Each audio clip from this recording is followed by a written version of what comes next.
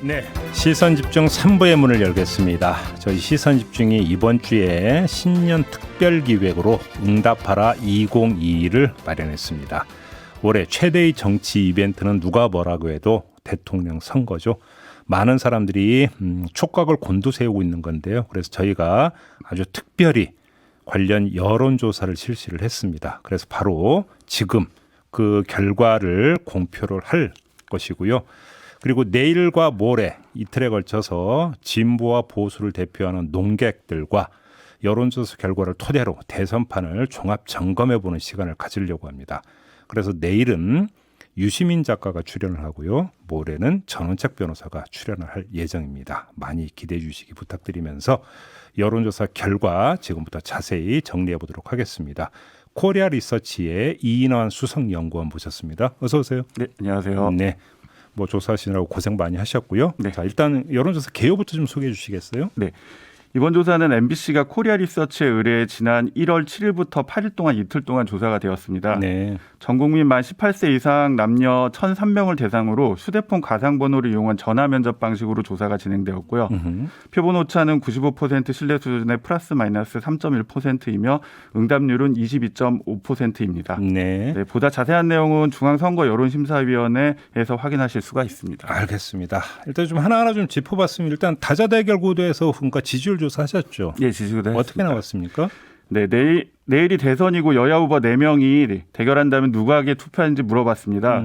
이재명 후보 37.1, 윤석열 후보 30.5%로 두 후보 간의 격차는 6.6%였으며 이는 오차 범위 밖에서 이재명 후보가 앞서는 것으로 조사되었습니다. 예. 그 다음으로 안철수 후보 13.6, 심상정 후보가 4.0%로 조사되었습니다.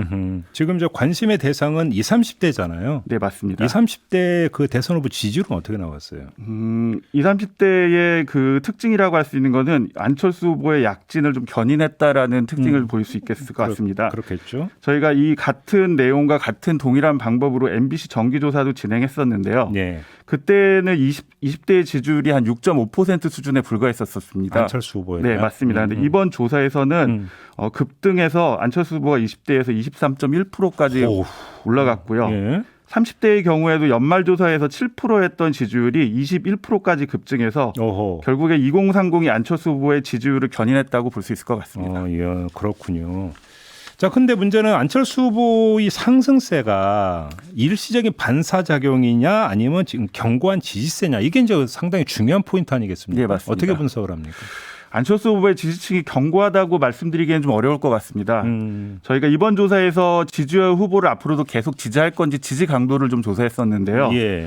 안철수 지지자 중에 후보를 바꿀 수 있다는 응답이 50.4%로 이재명 후보 12.5%, 윤석열 후보 19.1%보다 높은 수치입니다. 그래서 이걸로 봤을 때 다른 후보들보다는 지지 강도가 약하며 좀 이탈 가능성이 좀 있어 보인다고 말씀드릴 수 있을 것 같습니다. 절반은 고정 지지는 아니다 이런 거예요? 네, 맞습니다. 상황에 따라서 네, 변동될 수 있다고 보시면 될 것 같습니다. 단일화에 대해서도 물어봤었죠. 후보 단일화. 네, 후보 단일화에 대해서도 여쭤봤습니다. 예. 단일화의 견해를 물어본 결과 이념이나 정책 방향이 같다면 할 수 있다라는 응답이 60.1%로 당선만을 위한 단일화는 안 된다는 응답 34.2%보다 높았습니다. 예. 특징적인 거는 단일화에 대한 의견이 그 지지층이나 정치 성향에 따라 좀 엇갈리는데요. 네. 이재명 후보나 심상정 후보 지지층 같은 경우에는 단일화에 대한 긍정적인 인식이 한 40에서 50% 정도라면 윤석열 후보나 안철수 후보의 지지층은 각각 85.0%, 69.9%였습니다. 또 정치적 성향으로 보면은 보수 성향층에서는 74.5%가 단일화에 대해서 긍정 평가를 하고 있습니다. 그래서 결국에는 보수 야권에서 단일화에 대한 열망이 여권보다는 큰 것으로 보여진다고 말씀드릴 수 있을 것 같습니다. 결국은 이제 그 지지층에서의 단일화 압박은 있을 가능성이 있다고 봐야 되겠고, 네, 그놓고 본다면 다만 이제 이해관계에서 어떻게 될 것이냐, 네, 이게 좀 관건이겠다. 차이가 있을 것 같습니다. 이게 이제 그 단일화 성사 여부를 가를까 이렇게 봐야 되겠네요. 네, 맞습니다. 알겠습니다. 그러니까 조금 전에 이제 다자 대결 구도에서 후보 지지율을 이제 그 살펴봤는데 가상 양자 대결도 한번 그 조사를 해봤죠. 네, 양자 대결도 저희가 조사를 했는데요. 예.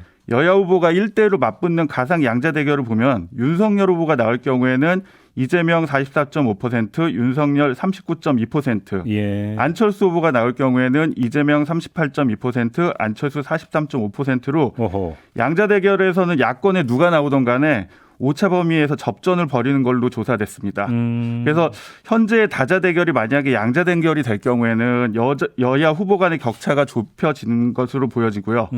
다만 오차 범위 내지만 단일화될 경우에는 윤석열 후보가 안철수 후보보다는 더 경쟁력이 있어 보입니다. 그렇지만은 지금 저희가 또 다른 조사에서 윤석열, 안철수 단일화에 찬성하는 사람들한테 누가 더 적합하냐고 물어봤는데 예. 그때는 윤석열 52.2, 안철수 41.4%로 윤석열 후보가 더 적합하다는 응답이 높게 나왔습니다. 결국은 야권 입장에서는 필승 카드는 역시 단일화다. 예, 맞습니다. 이렇게 이제 여기서 이제 거듭 확인이 되는 거라고 좀 봐야 되겠죠. 예. 알겠습니다. 자, 각 후보들을 지지하지 않는 이유, 이것도 조사를 하셨죠. 예, 이게 다른 조사 좀 특별하게 저희만의 좀 이제 키 문항이라고 보시면 될 것 같습니다. 네. 어떻게 나왔어요? 예, 저희가 이재명, 윤석열, 안철수에게 절대 투표하지 않겠다는 분들한테 네. 각 후보를 지지하는 이유를 물어봤습니다. 이재명 후보 같은 경우에는 도덕성 때문이라는 응답이 45.3%로 가장 높았고요. 네. 윤석열 후보의 경우에는 정치 경험이 미숙해서 가족의 도덕성을 꼽는 비율이 상대적으로 좀 높았습니다. 안철수 후보의 경우에는 정치적 성향이 뚜렷하지 않아서라는 응답이 43.4%로 가장 높았습니다. 그렇게 되면 또 이재명 후보는 안철수 후보는 좀 가장 큰 요인이 두드러지는 게 딱 하나인데 예. 윤석열 후보 같은 경우는 정치 경험 미숙과 가족의 도덕성 이 두 가지 요인으로 이제 각각 20%대를 각각 예, 맞습니다. 이제 기록했다 이런 이야기가 되는 거네요. 예. 알겠습니다. 자, 정권 교체냐 정권 재창출이냐 이건 뭐 여론조사 기관에서 여론조사할 때 이제 약간 아주 많이 물어봤던 그런 거 아니겠습니까? 네. 요번 저희 조사에서 이거 물어봤죠.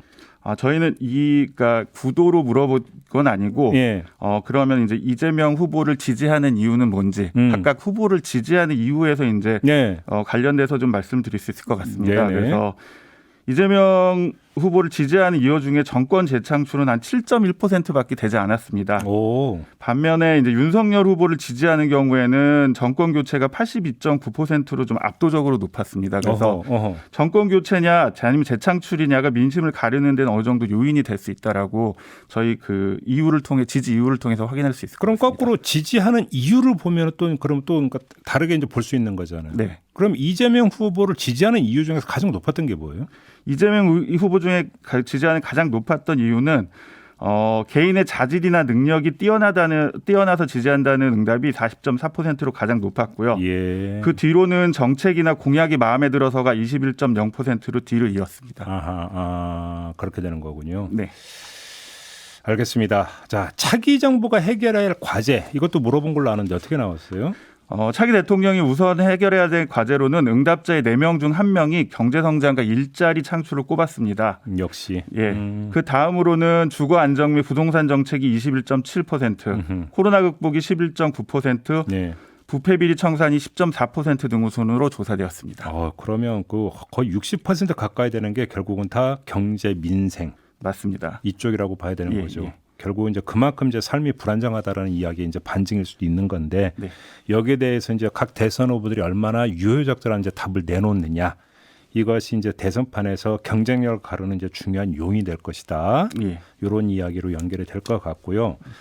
사실 지난주에 했던 어떤 그 정치 이슈 가운데 가장 핵심적인 이슈는 국민의힘 선대위 개편이었잖아요. 네, 맞습니다. 이거에 대한 여론도 그러니까 체크를 해보셨죠? 예, 저희가 이거에 대한 질문도 드려봤는데요. 윤석열 후보가 내놓은 선대위 개편에 대해서 잘한 일이라는 긍정평가가 47.6%로 잘못한 일이라는 부정평가 33.7%보다 높게 나왔습니다. 예. 특히 보수층에서는 60%가 넘는 응답자가 긍정평가하는 것으로 나타나서 새로운 선대본부 체제에 대한 보수 유권자에 대해 기대 심리가 반영된 것으로 풀이됩니다.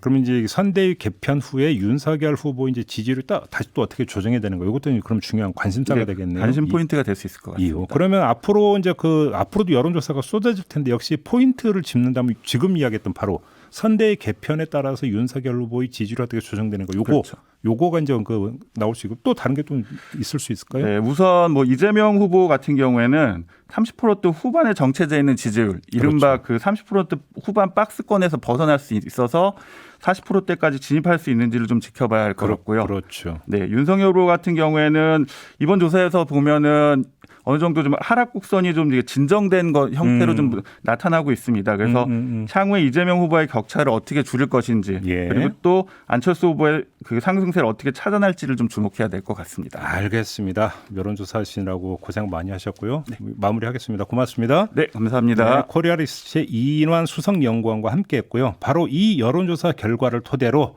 내일과 모레 이틀에 걸쳐서 대선판을 본격적으로 한번 종합적으로 분석을 해보도록 하겠습니다. 내일은 유시민 작가가 출연을 하고요. 모레는 전원책 변호사가 출연합니다. 많이 기대해 주시기 부탁드리겠습니다.